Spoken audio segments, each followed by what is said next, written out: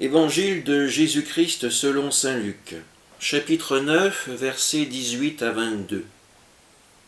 En ce jour-là, Jésus était en prière à l'écart. Comme ses disciples étaient là, il les interrogea. « Au dire des foules, qui suis-je » Ils répondirent « Jean le Baptiste, mais pour d'autres Élie, et pour d'autres un prophète d'autrefois qui serait ressuscité. » Jésus leur demanda « Et vous, que dites-vous? Pour vous, qui suis-je » Alors Pierre prit la parole et dit « Le Christ, le Messie de Dieu. » Mais Jésus, avec autorité, leur défendit vivement de le dire à personne et déclara « Il faut que le Fils de l'homme souffre beaucoup, qu'il soit rejeté par les anciens, les grands prêtres et les scribes, qu'il soit tué et que le troisième jour il ressuscite. » Acclamons la parole de Dieu. Hier, c'étaient les interrogations d'Hérode qui nous étaient proposées. Aujourd'hui, c'est une scène plus privée, plus intime qui nous est offerte.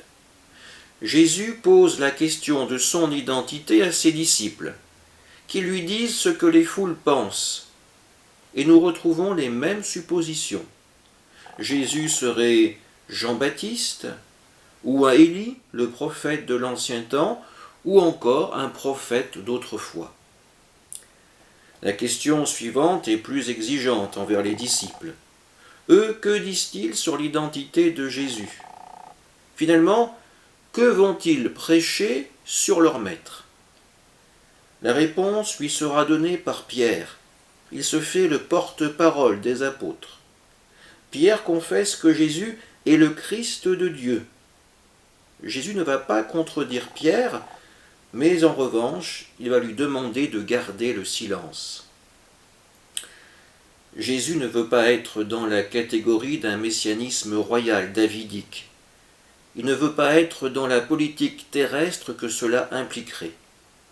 Le chemin que doit suivre Jésus va être celui de la souffrance, de la mort, mais aussi avant tout le chemin qui mène à la résurrection. Encore une fois, ce texte nous pose la question de l'identité de Jésus pour nous. Acceptons-nous que Jésus ne se conforme pas à nos idées sur lui? Que ressentons-nous quand Jésus nous annonce ses souffrances et sa mort à venir? Acceptons-nous que le Fils de Dieu se révèle dans l'amour et la miséricorde et non dans la puissance et l'autorité? Amen.